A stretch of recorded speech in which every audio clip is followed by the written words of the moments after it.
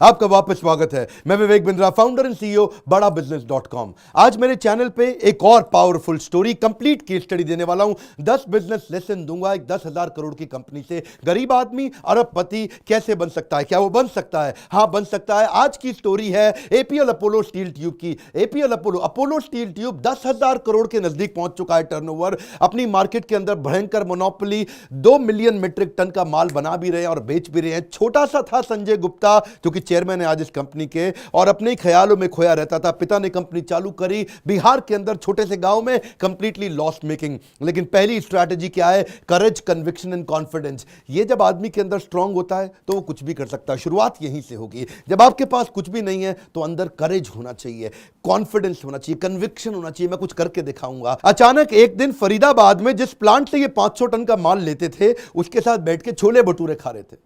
छोले भटूरे खाते हुए उसको बोले, 500 टन का माल लेता हूं, 5,000 का लेने का दम रखता हूं। तो बोला, 5,000 टन का माल लेगा तू मुझसे?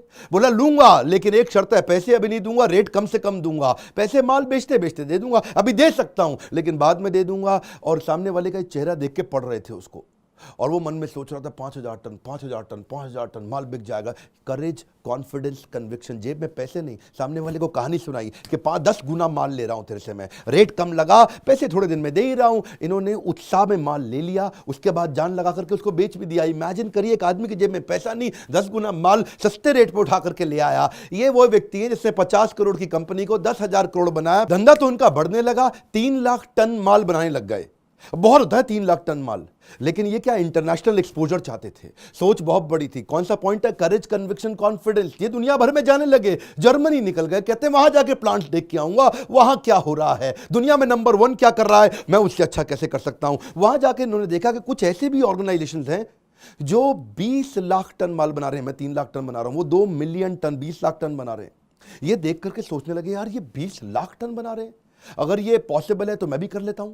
अगर if he can do I can too, ये कर सकता है तो मैं भी कर सकता हूं। करेज, कॉन्फिडेंस, कन्विक्शन वापस ये जो अभी जब तक जेब में कुछ नहीं हो, इधर हो ना सब कुछ, बात बन सकती है। ये वापस आए इंडिया में आकर के। अपने सारे डिस्ट्रीब्यूटर्स को उन्होंने क्या किया, अपनी टीम को बोला, एक काम करो, इंडिया में अपने जितने भी डिस्ट्रीब्यूटर हैं सबको बोलो, उनको समुद्री जहाज पे घुमाने लेके जाएंगे मलेशिया से सिंगापुर। ये सबको मलेशिया से सिंगापुर ले गए। ये जानते थे कि भाई माल मैं बना तो लूंगा, बेचेगा डिस्ट्रीब्यूटर। ये अगर डिस्ट्रीब्यूटर तैयार नहीं हुआ, बात बनेगी नहीं। ये सिंगापुर से मलेशिया जहाज में ले गए। शाम को खाना खिलाते वक्त उनको कॉन्फ्रेंस रूम में ले गए और वहां बिठा करके अनाउंसमेंट कर दी कि आज सबको मैं चांदी का 1 नंबर शीशे के डब्बे में पैक करके दे रहा हूं। लोगों ने पूछा, ये क्या है? चांदी का 1 नंबर, इतना बड़ा सा 1 नंबर, और शीशे के डब्बे में पैक करके दिया। बोला, ये क्या चीज है? बोला, आज आप सबको बता रहा हूं मैं, आने वाले कुछ दिनों में हम 2.5 लाख 3 लाख टन से 10 लाख टन पे जाएंगे, यानी कि 1 मिलियन। 1 नंबर मतलब 1 मिलियन। मेरा मार्केट शेयर होगा 1 नंबर, मेरा डिस्ट्रीब्यूशन होगा 1 नंबर, मेरा ब्रांड ट्रस्ट होगा 1 नंबर, क्योंकि मैं 1 मिलियन टन माल बेचने वाला हूं। तैयार हो जाओ सारे के सारे। अब चांदी का था वो गिफ्ट, चांदी को कोई फेंकेगा तो है नहीं।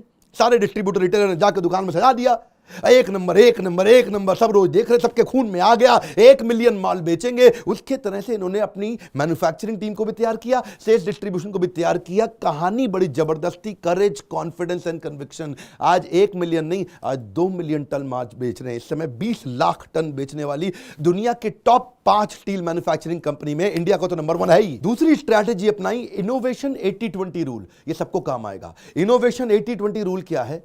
मेरे पास तो कुछ है ही नहीं, ये तो स्टील के पाइप है, सबके पास है।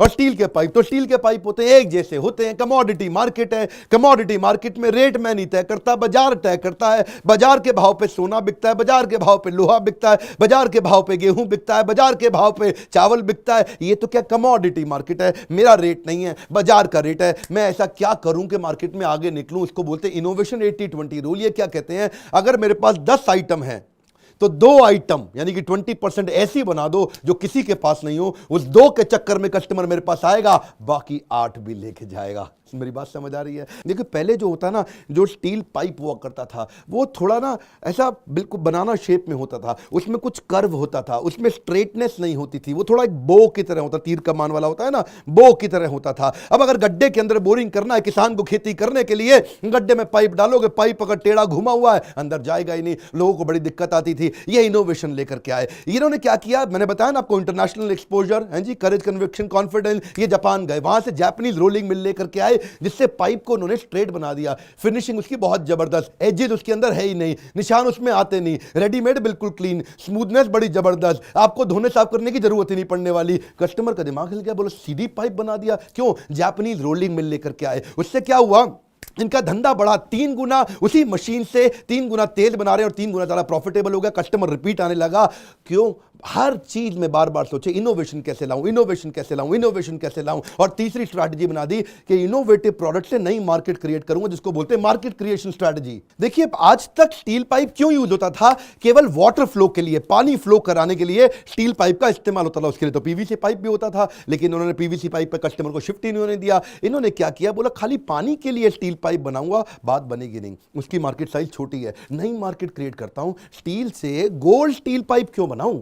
मैं उसको स्क्वायर बना सकता हूं, मैं उसको रेक्टेंगल बना सकता हूं, मैं उसको नया शेप दे सकता हूं। और जब से उसको नया शेप देना शुरू हुआ, वही पाइप अब और चीजों के लिए इस्तेमाल होने लग गया। वही सीढ़ियां बनाने के लिए बनना शुरू हुआ, ग्रिल के लिए लगना शुरू हुआ, डोर फ्रेम में चालू हुआ, फेंसिंग में चालू हुआ, बालकनी में लोगों ने स्टील पाइप लगाने शुरू कर दिए। जो गाय का बनता था ना तबेला, उसको भी अगर स्ट्रक्चर देना पड़ता था, स्ट्रक्चर के लिए शुरू हो गया। काउ शेड के लिए, कार शेड के लिए, बिल्डिंग स्ट्रक्चर के लिए, फैक्ट्री के लिए। इसी में फिर आगे चलते चलते मॉल्स में, एयरपोर्ट में, गैस की पाइपलाइन में, इरिगेशन सिस्टम में, कोई सोलर प्लांट लगना, कोई विंड मिल लगना, हर चीज में लगाना शुरू कर दिया। अभी तक बेसिकली ये वाटर फ्लो के लिए इस्तेमाल कर रहे थे और अब स्ट्रक्चरल सपोर्ट के लिए बना दिया। अब क्या कोई बिल्डिंग का स्ट्रक्चर बनाना, स्ट्रक्चरल सपोर्ट के लिए आप मेरा मान लो, वो क्या हो गया, नया मार्केट क्रिएट किया। चौथी स्ट्रैटेजी में सोचे अब धंधा और बड़ा कैसे करूं, तो चौथे में सीधा कस्टमर के पास पहुंच गए। कंज्यूमर एडवांटेज, कि मेरे डायरेक्ट कंज्यूमर से कैसे जुड़ूं, डायरेक्ट कंज्यूमर की लाइफ को इंपैक्ट कैसे करूं। कस्टमर को अगर लकड़ी की चौखट बनानी होती थी, ये लकड़ी की चौखट के जैसी एग्जैक्ट चौखट अगर मैं बना दूं, तो स्टील की चौखट लकड़ी की चौखट से 1/3 सस्ती पड़ती है और 10 गुना ज्यादा लंबी चलती है। मेरी बात समझ रहे हैं आप बात को, कि जो चौखट 6,000 रुपए की पड़ती थी लकड़ी की, वो स्टील की पड़ने लगी 2,000 रुपए की। अब लकड़ी कटेगी भी नहीं और ज्यादा पावरफुल भी हो गई, उसकी लाइफ भी ज्यादा लंबी हो गई। और जो स्टील होता है ना, उसकी रिसाइकलेबल वैल्यू होती है। यानी कि अगर आपने स्टील लगाया अपने घर के अंदर आज 1 लाख रुपए का, और 20 साल के बाद आप बेचोगे तो हो सकता है 2 लाख रुपए, 3 लाख रुपए का बिक जाए। क्यों? मेरी बात समझ रहे हैं? क्योंकि लोहे का तो भाव बढ़ना है, लोहे का तो रेट बढ़ना है। लकड़ी में तो आग लग जाती है, लकड़ी में टर्माइट दीमक लग जाती है, लकड़ी इको फ्रेंडली है ही नहीं, लकड़ी के चक्कर में पेड़ कटेगा, लकड़ी और लकड़ी की रीसेल वैल्यू है नहीं, लकड़ी तो बाद में जलाने के काम आएगी। लेकिन अगर स्टील का बना दिया, उसमें ना आग लगेगी, ना दीमक लगेगी और ना पेड़ कटेगा, और उसकी रीसेल वैल्यू भी अच्छी है। तो स्ट्रक्चरल प्रोडक्ट से कंज्यूमर प्रोडक्ट पे आ गए। पहाड़ों पे जब ये एक दफा घूमने गए ना, हिमाचल प्रदेश में, वहां देखा, वहां पर जो घर होते थे, ऐसा घर रहते थे कि भाई बर्फ गिरनी ऊपर, तो उसके अंदर वो जो शेड रहती थी, उसके अंदर लकड़ी का ऊपर रूफिंग होती थी। इसको बोलते हैं फॉल्स सीलिंग। और फॉल्स सीलिंग लकड़ी की होती थी, उसमें थोड़ा बहुत पानी आता था, लकड़ी बाद में फूल जाती थी। 3-4 साल में लकड़ी बदलनी पड़ती है, गरीब आदमी बदल नहीं सकता, अंदर से पानी चोता था। इन्होंने क्या सोचा, भाई ऐसा करें, इसको भी अगर हम स्टील का कर दें किसी तरीके से, तो ये जो 3 साल में बदलना पड़ता है, ये 30 साल तक नहीं बदलना पड़ेगा, रिसाइक्लेबल वैल्यू भी ज्यादा है। फिर इसके बाद इन्होंने पार्टीशन वॉल को, बेंचेस को, स्टेयरकेस को, अपोलो के प्लैंक, अपोलो की चौखट, अपोलो का सिग्नेचर। अब क्या है जी, कमोडिटी से ब्रांड में घुस गए। पैसा तो ज्यादा मिलना ही था। अब ये कंपनी अच्छी चल रही थी, खर्चे भी तो घटाने हैं, क्योंकि जी स्टील में तो मार्जिन कम ही होता है। अब खर्चे कैसे घटाऊंगा, तो 5वीं strategy business process re engineering. जो भी बिजनेस का प्रोसेस है, जिस स्टेप के बाद अगला स्टेप आता है, स्टेप के बाद अगला स्टेप आता है, इन सारे स्टेप्स में अगर कुछ स्टेप घटा दूं तो उस स्टेप की कॉस्ट कम हो जाएगी। तो बिजनेस प्रोसेस को उन्होंने री इंजीनियर किया। पहले जो स्टील की शीट हुआ करती थी, स्टील की शीट पे जब जिंक ऐड करना ताकि उसको जंग ना लगे, तो जिंक ऐड करने के लिए वो टोटल 4 स्टेप होते थे। कुछ ऐसा सोचते थे कि इनके स्टेप को छोटा कर दूं, 4 स्टेप को 3 स्टेप कर दूं, मेरी कॉस्ट 10% कम हो जाएगी। असेंबली लाइन पे ही स्प्रे करने का सिस्टम डाल दिया।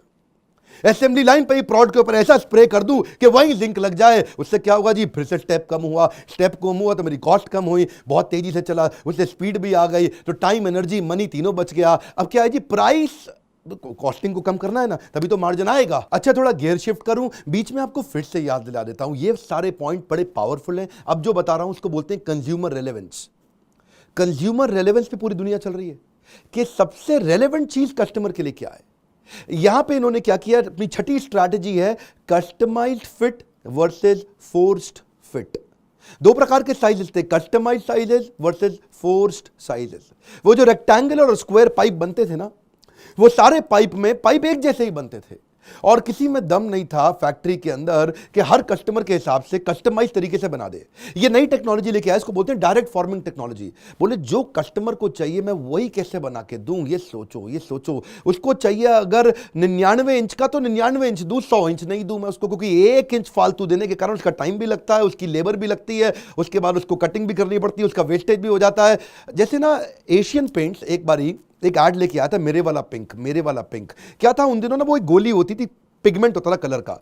दुकानदार को ड्रम दे दिया जी, और उसी के अंदर वहीं पे पिगमेंट ऐड कर दिया, तो पिंक चेंज हो गया थोड़ा। नहीं यार ये पिंक मेरे वाला नहीं है, अच्छा थोड़ा और ऐड कर देता हूं, अब आपके वाला अभी होने वाला है, अभी पूरा नहीं, अच्छा थोड़ा और ऐड कर देता हूं आपके वाला, ये मेरे वाला पिंक है। इसका मतलब क्या हुआ, कस्टमर के लिए जो मोस्ट रेलेवेंट चीज है वो कैसे दी जाए। अगर कस्टमर को 90 इंच चाहिए तो आप 100 इंच का माल क्यों दे रहे हो उसको। अगर कस्टमर को 95 किलो चाहिए तो आप 100 किलो का माल क्यों दे रहे हो उसको। तो कैसे इतनी कस्टमाइजेशन कर दूं। लेकिन फैक्ट्री बड़ी है, बड़ी फैक्ट्री के अंदर बार बार मशीन की सेटिंग चेंज करें, 10 घंटा लग जाता है एडजस्ट करने के लिए कि वो ट्यूब के हिसाब से, नए डायमेंशन के हिसाब से पूरी मशीन को एडजस्ट करने में। लेकिन डायरेक्ट फॉर्मिंग टेक्नोलॉजी लाते ही वो जो 10 घंटा लगता था वो 30 मिनट में एडजस्टमेंट हो जाता है। तो अब जो जैसे अब शर्ट होती है 36 साइज की, 38 साइज की, 40 साइज की, 42 साइज की, 44 साइज की, पर अगर आपका साइज 41 है तो बड़ी मुश्किल हो जाएगी शर्ट ढूंढने में। 42 पहनो थोड़ी लूज हो जाती है, 40 पहनो थोड़ा पेट बाहर आ जाता है, आदमी परेशान हो जाता है। इसको बोलते हैं कि मैं कंज्यूमर रेलेवेंस पे काम करूं, और रेलेवेंस पे काम करने के कारण बिल्कुल एग्जैक्ट रिक्वायरमेंट पूरी करनी शुरू कर दी। ये था असली ब्लू ओशन। इस ब्लू ओशन के अंदर सर्विस का टाइम रिड्यूस हुआ, कस्टमर का विश्वास बढ़ गया, कस्टमर को कम खर्चे के अंदर ज्यादा रेलेवेंट चीज मिली, उसका टाइम बचा बहुत। अब था जी 7वीं strategy, distribution is real promotion, promotion is not promotion. ये बड़ी कमाल की चीज है। क्या कहते हैं, अगर आपको अपना प्रमोशन करना है तो एडवर्टाइजमेंट पे पैसा मत लगाओ, पहले डिस्ट्रीब्यूशन नेटवर्क पे लगाओ, अपनी जड़ों को मजबूत रखो, नीचे से पूरे गहरे देश के अंदर फैल जाओ। एक जमाना हुआ करता था, जरा बात ध्यान से सुनिएगा, केवल 15-20 बड़े डिस्ट्रीब्यूटर होते थे इंडिया में, जो भी स्टील पाइप बेचेंगे केवल 15-20 होते थे पूरे भारत के अंदर। अब उनकी दादागिरी थी, पूरा भारत उन 15-20 के पास था, अपनी टर्म्स पे काम करते थे, उधार माल उठाते थे कंपनी से, पैसा बाद में देते थे, मार्जिन भी ज्यादा मांगते थे। दादागिरी थी ना इनकी। इन्होंने उनसे रिश्ता बनाए रखा, उनको हाथ जोड़ के प्रेम करते थे, उनसे झगड़ा नहीं किया। शुरू में पैरेलल स्ट्रैटेजी बनाई। जो छोटे शहर है, डिस्ट्रीब्यूटर बड़े शहर में बैठा है, जो छोटे शहर है टियर 2 टियर 3 नीचे तक चले गए, वहां जाके इन्होंने अपने डिपो बनाए, अपने वेयरहाउस बनाए, कंपनी से माल सीधा वेयरहाउस में पहुंचाते हैं, और आसपास छोटे माइक्रो डिस्ट्रीब्यूटर बना दिए। तो हुआ क्या, 15 डिस्ट्रीब्यूटर की जगह इन्होंने 650 डिस्ट्रीब्यूटर बना दिए। अब वो 15 पे डिपेंडेंस खत्म हो गई, अपने खुद के 650 हो गए, यानी कि देश की जड़ों के अंदर गहराई तक चले गए। फिर उन 15 डिस्ट्रीब्यूटर को माल देना बंद कर दिया, उन पर डिपेंडेंस खत्म हो गई। तो क्या हुआ, एक लेयर कम हुई। वो जो मोटी लेयर थी ना, वो अपना मार्जिन लेता था, जो बड़ा वाला लाला डिस्ट्रीब्यूटर था उसका मार्जिन अब इन्होंने खत्म कर दिया। तो उससे क्या हुआ, इनकी कॉस्ट कम हुई। और दूसरा जो फ्रेट कॉस्ट थी इनकी, क्योंकि अब इनका डिपो है वहां पे, और लोकल मैन्युफैक्चरिंग यूनिट इन्होंने 10 कर दिए पूरे देश के अंदर।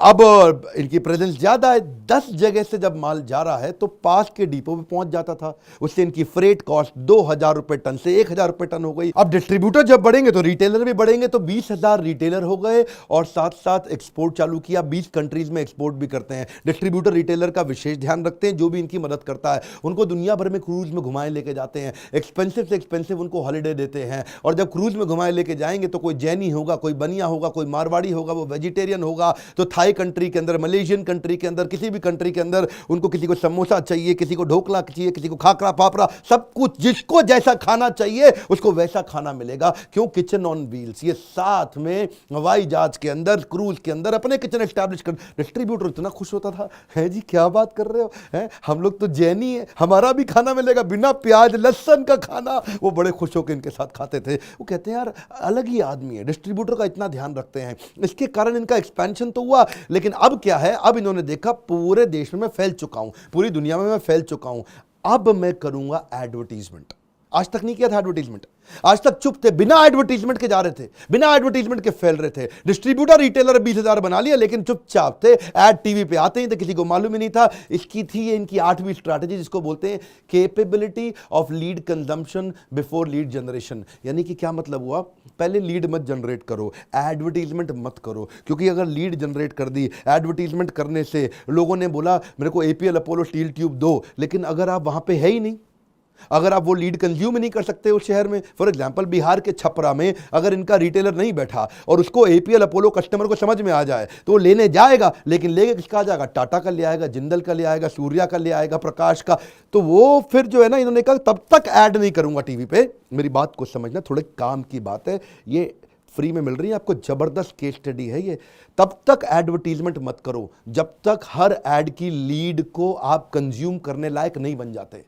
इन्होंने तब तक टीवी पे नहीं आए जब तक इनको लगा कि अब मेरी एड को मैं पूरे देश में कंज्यूम कर सकता हूं, पूरे देश में मेरे 20,000 रिटेलर हैं, अब दबा के ऐड करो। अमिताभ बच्चन को ब्रांड एम्बेसडर बना दिया, टीवी में क्रिकेट के इवेंट्स को स्पॉन्सर करना शुरू कर दिया, दिल्ली कैपिटल के मेन प्रिंसिपल स्पॉन्सर हो गए, इनकी ऑनलाइन लीड जनरेशन जो थी ऑनलाइन वो 3 गुना बढ़ने लग गई। एपीएल अपोलो का लोगो स्पोर्ट्स के इवेंट्स में दिखने लगा, न्यूज चैनल्स में दिखने लगा, शाम को दिखने लगा, सोशल मीडिया पे आने लगे। अब बड़ा स्पेंड किया, क्यों जानते हैं? मैं अब लीड कंजम्पशन कर सकता हूं। लीड जनरेशन तब तक नहीं करना जब तक कंजम्पशन करने की हिम्मत ना हो, जब तक पूरे देश के अंदर आपकी पूरा नेटवर्क ना आ जाए तब तक लीड जनरेट, क्योंकि लीड किसी और कॉम्पिटिटर ले जाएगा ना। अगर आपने लीड जनरेट कर दी, कॉम्पिटिटर आके खा जाएगा, आपका गेम ओवर। नौवा बहुत जबरदस्त स्ट्रैटेजी है, गहराई की स्ट्रैटेजी है, फाइनेंशियल डिसिप्लिन। यानी कि जो पैसा है उसका डिसिप्लिन रखो, जबरदस्ती कर्जा मत लो। प्लांट लगाने के लिए कर्जा कभी नहीं लूंगा। सुनिएगा जरा, संजय गुप्ता क्या कहते हैं, प्लांट लगाने के लिए 50 करोड़ 100 करोड़ रुपए का कर्जा नहीं लूंगा। मैं अगर कर्जा लेना पड़ेगा तो खाली वर्किंग कैपिटल के लिए लूंगा। वर्किंग कैपिटल आती रहती है, जाती रहती है, आती रहती है, जाती रहती है, तो वो तो मैनेज हो जाएगी। लेकिन अगर नया प्लांट लगाना है तो पुराने प्रॉफिट से लगाऊंगा। अगर 50 करोड़ का फालतू प्रॉफिट है तब मैं नया प्लांट लगाऊंगा, ऐसे प्लांट नहीं लगाऊंगा। Plough back of profit. लेकिन कभी कभी ये क्या सोचते थे कि भाई प्लांट ही नहीं बनाता रहूंगा, खुद ही नहीं खोलूंगा। ऐसा करता हूं, कोई कमजोर प्लांट को खरीद लेता हूं। वो है इनकी 10वीं strategy, low cost acquisition, turn around management. सस्ते सस्ते मरे हुए थके हुए प्लांट को इन्होंने देखते रहती थी नजर, देखते रहते थे कौन मर रहा है स्टील के धंधे में, कौन बर्बाद हो रहा है स्टील ट्यूब के धंधे में। जो बर्बाद हो रहा है उसको जाकर के पकड़ लेंगे और वहां से एक्वायर करके उसको टर्न अराउंड करेंगे अपनी इंटेलिजेंस से, उससे आगे बढ़ेंगे। 2007 में उन्होंने 2.5 करोड़ के अंदर अपोलो मेटलिक्स कंपनी खरीदी। आज वो 1000 करोड़ का टर्नओवर दे रही है, यानी कि 2.5 करोड़ की कंपनी से 1000 करोड़ निकाल दिया। 2008 में दोबारा कंपनी खरीदी इन्होंने, श्री लक्ष्मी मेटल उद्योग लिमिटेड खरीदी, 10 करोड़ के अंदर खरीदी थी, आज वो 600 करोड़ का धंधा दे रही है। 2011 में लॉयड लाइन पाइप लिमिटेड खरीदी 40 करोड़ की, आज वो 1500 करोड़ का माल बेच रही है। 2019 में इन्होंने फिर taurus value steel limited 70 crore के अंदर खरीदी और वो आने वाले समय में 1000 करोड़ का माल बेच देगी इस साल के अंदर। लक्ष्मी मित्तल भी यही करते थे, 100 का माल 10 में खरीद लो। संजय गुप्ता ने भी यही किया, मार्केट में 100 का माल किसी तरीके से 10 में खरीद लो और 10 से जब वो 50 हो जाएगा तो अपने आप प्रॉफिट आ जाएगा। इसी तरह इन्होंने पूरे देश के अंदर अपनी प्रेजेंस भी पहुंचाई। 10 पावरफुल स्ट्रैटेजी थी, एक एक स्ट्रैटेजी में बहुत दम है। एवरीथिंग अबाउट एंटरप्रेन्योरशिप में इसी प्रकार से स्ट्रैटेजी में और डिटेल में देता हूं।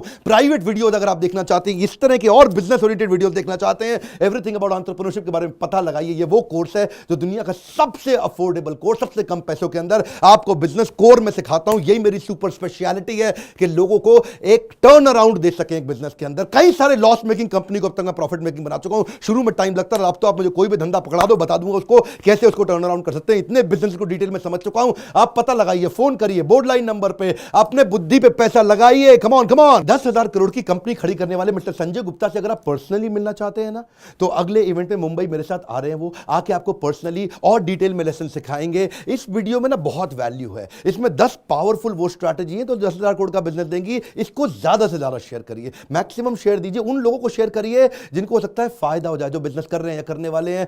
पता नहीं कौन सी स्ट्रैटेजी वो कहां से कहां उनको लेकर के चली जाए। इस वीडियो को ज्यादा लाइक करिए, कम से कम 2.5 लाख लाइक। नीचे कॉमेंट बॉक्स में मुझको बताइए और कौन सी बिजनेस स्ट्रैटेजी आपको चाहिए। अगर आपने चैनल सब्सक्राइब नहीं किया, आपको वीडियो कहीं और से मिला, जरूर सब्सक्राइब करिए बेल आइकन हिट करके, नहीं तो आने वाले वीडियो आपसे तो मिस हो जाएंगे ना, आपको तो मिलेंगे नहीं। हमारे साथ जुड़े रहने के लिए, हर बार आके वापस वीडियोस को देखने के लिए आप सबका